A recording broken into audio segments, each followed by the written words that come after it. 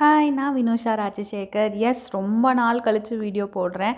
I am really sorry because நான் வந்து மெடிக்கேஷன்ஸில் இருந்ததுனால என்னால் வந்து ரொம்ப ஃபிசிக்கல் பெயின், மென்டல் பெயின், எல்லா பெயினும் வந்துருச்சு.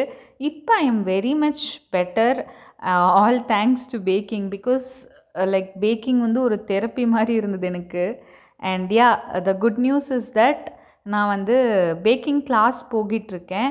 அண்ட் பேக்கிங் வந்துட்டு அஃபிஷியலாக நான் நல்லா கற்றுக்கிட்டு நம்ம வந்துட்டு ஒரு அழகான கெஃபே இல்லைன்னா ஒரு ஹோம் பேக்கிங் ஸ்டூடியோ லைக் ஏதாவது ஒன்று வந்துட்டு ஓப்பன் பண்ணலாம் அப்படின்னு சொல்லிட்டு எல்லோரும் வீட்டில் பிஸ்னஸ்ஸு அது இதுன்னு பண்ணுறாங்க, வேலைக்கு போகிறாங்க, சம்திங் தேர் டூயிங். நம்ம வந்துட்டு இப்போ தான் காலேஜ் முடிச்சாச்சு. அண்ட் பேக்கிங்கில் எனக்கு ரொம்ப இன்ட்ரெஸ்ட்டு. அது வீட்டில் இருக்கிறவங்களுக்கும் தெரியும் அப்படின்னுக்கிறதுனால பேக்கிங் கிளாஸ் சேர்த்து விட்டுட்டாங்க. அண்டு இன்றைக்கி வந்துட்டு என்னோடய ஃபர்ஸ்ட் எவர் ஆர்டர் எனக்கு வந்திருக்கு. அண்ட் பேசிக்கலாக என்னென்னா, நான் கிளாஸ் போய் 4 days தான் ஆகுது.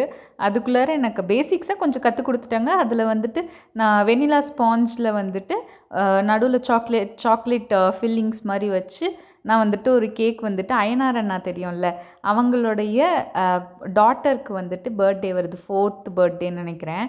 வர 13th அன்னைக்கு வருது. அதாவது இன்றைக்கி நான் வீடியோ போஸ்ட் பண்ணுற அன்றைக்கி அவங்களுக்கு பர்த்டே.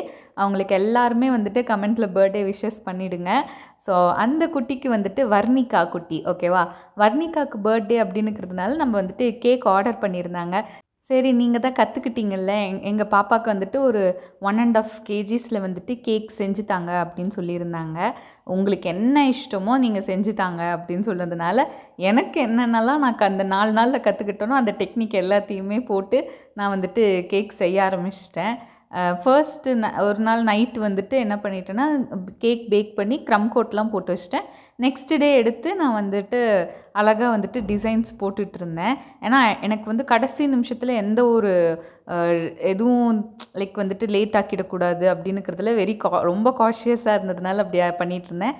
நான் என்ன பிளான் பண்ணியிருந்தேன்னா, மேலே இருக்கிற டயரில் வந்துட்டு ஒயிட் கலரில் ஒரு மாதிரி அந்த சுருளாக வர மாதிரி இருக்கிற மாதிரி அந்த இதில் பண்ணிவிட்டு, அது பேலட்டில் பண்ணிவிட்டு, கீழே இருக்கிறதுல பிங்க், லைட் பேபி பிங்க்கு, இதில் வீடியோவில் மேபி உங்களுக்கு தெரியாது, நான் உங்களுக்கு ஃபோட்டோஸ் வந்துட்டு அட்டாச் பண்ணுறேன். அதில் வந்துட்டு மறுபடியும் இந்த சுருளாக வந்துட்டு போட்டு விட்டுட்டு அழகாக வந்துட்டு நம்ம டிசைன்ஸ் போட்டு நம்ம வந்து முடிச்சுக்கலாம். சிம்பிளாக பண்ணலாம், ரொம்ப காம்ப்ளிகேட் பண்ண வேணான்னுக்கிறதுல நான் ரொம்ப தெளிவாக இருந்தேன். அண்ட் அதே மாதிரி அழகாக ஸ்டிக்ஸ் எல்லாம் வச்சுட்டு நம்ம வந்து கேக்கை வந்துட்டு ப்ளேஸ் பண்ணிவிட்டு நான் வந்து அழகாக டாப்பிங்ஸும் வாங்கி வச்சுருந்தேன் பாப்பாவுக்கு. 4ன்னுக்கிற மாதிரி 4th பர்த்டேக்கு 4ன்னு போட்டு ரெடி பண்ணி வச்சுருந்தேன். அதை காமிச்சு இந்த கேக் வந்துட்டு எண்ட் பண்ணிட்டேன். இப்போ உங்களுக்கு நல்லா தெரியும் ஒயிட் அண்ட் பிங்க் டிஃப்ரென்ஸ் எப்படி இருக்குன்னு கமெண்ட்டில் சொல்லுங்கள்.